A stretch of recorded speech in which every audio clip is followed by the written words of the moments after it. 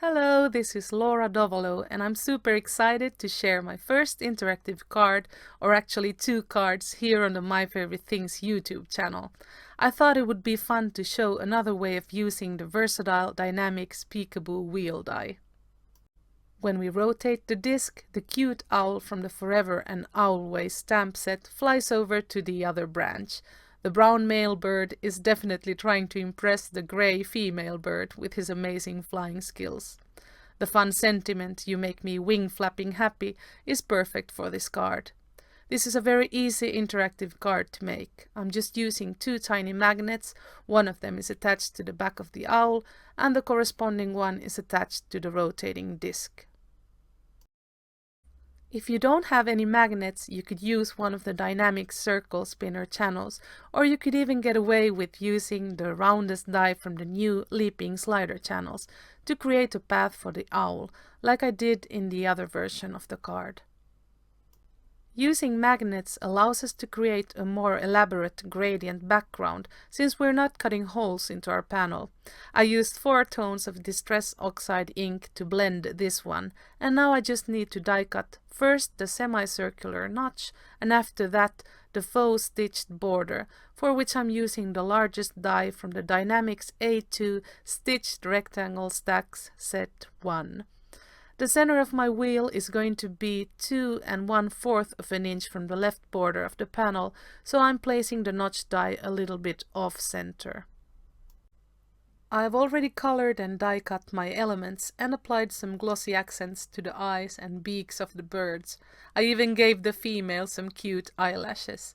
Now I'm checking that all of my elements fit before making a hole for the rotating wheel. Instead of measuring with a ruler, I'm using this little template to punch a hole in my panel. For future cards using the Peek-a-Boo Wheel Die, keep in mind that you can also attach it to your card base. That way there's no need to hide the brad on your panel. My crafty friend Susana Artacho cleverly pointed it out, and I'm embarrassed to say that I had actually never thought of it.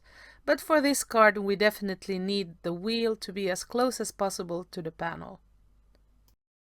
Since we're using magnets, it's a good idea to make the disc extra sturdy.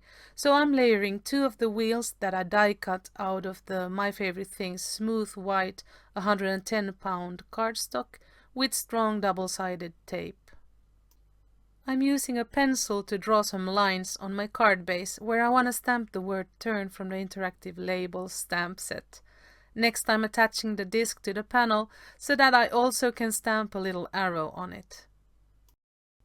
I chose the same hybrid ink that I used for the rest of the elements to stamp these tiny but essential details. We always want the person who receives our interactive cards to know exactly how to interact with them, don't we? It's time to whip out the magnets. I used these thin magnetic discs by Basic Grey. They already have adhesive on them, and we just need to choose one that has a plus sign on the release paper for the back of the owl and another one with a minus sign on it for the rotating wheel. Remember, opposites attract. I temporarily attached the owl to the panel with some washi tape and detached the wheel so that I could glue the magnet to it. First, I let it snap into place, and then I peeled off the release paper and carefully fastened the wheel with the brad once again. Sorry for straying off frame, but I really needed to see what I was doing. Now we just have to check that the owl is moving correctly before finishing the card. While I'm gluing the rest of the elements to the panel, let's see the advantages and disadvantages of using magnets. First of all, this card has a fun surprise element, because we can't really tell what's going to happen before turning the wheel.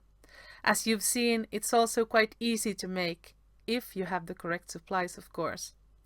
You can make your panel really unique without having to worry about creating the same effect on the rotating wheel, since you can hardly see it. Lastly, the movement is slightly unpredictable, which can both be an advantage and a disadvantage. Please leave a comment and let me know what you think. When gluing the longer branch, I made sure that I didn't put any glue on the part that goes on top of the brad, so that the disc can move freely. Now I just need to perch the female owl on the branch with some thin foam adhesive and add the sentiment and some finishing touches.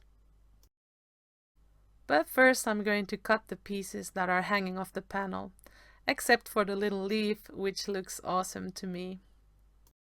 Next, I embossed the sentiment in white on some vellum backed with sticky adhesive and cut it using the longest die from the new Dynamics Essential Slanted Sentiment Strips.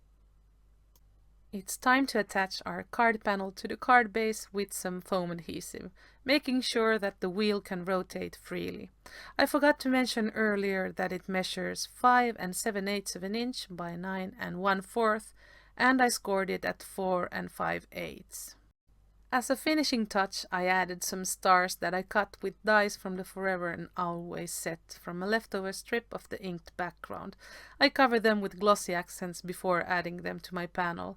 And here I'm showing you that sometimes if we play with our card a lot, the magnet can leave a slight mark on the panel. We can avoid this by gluing a tiny circle of printer paper to it.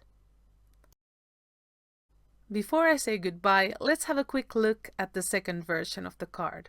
I used the largest die from the Dynamics Circle Spinner channels to cut a template out of acetate. I folded it in half and once again in half to find out the center, which I then pierced.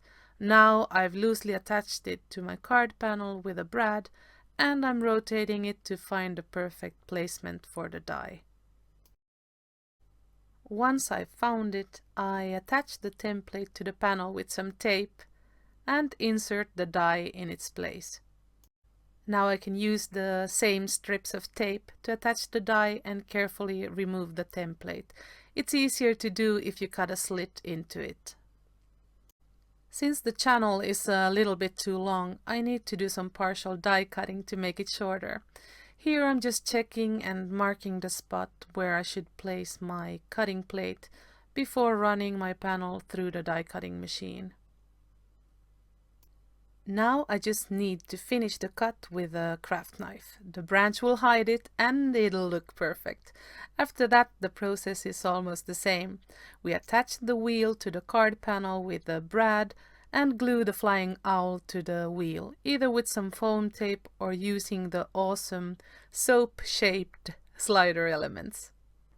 Since the owl is so big, I ended up using 2 of them. As you can see, it moves perfectly. When decorating the panel, we just need to remember not to glue anything directly to the wheel or brad. That's it for today. I hope you enjoyed my first tutorial here on the My Favorite Things YouTube channel. If you have any questions or comments, I will be happy to answer them. Check out the description box for the links to the supplies, and thank you very much for watching.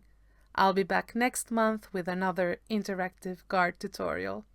Bye bye! Hasta luego!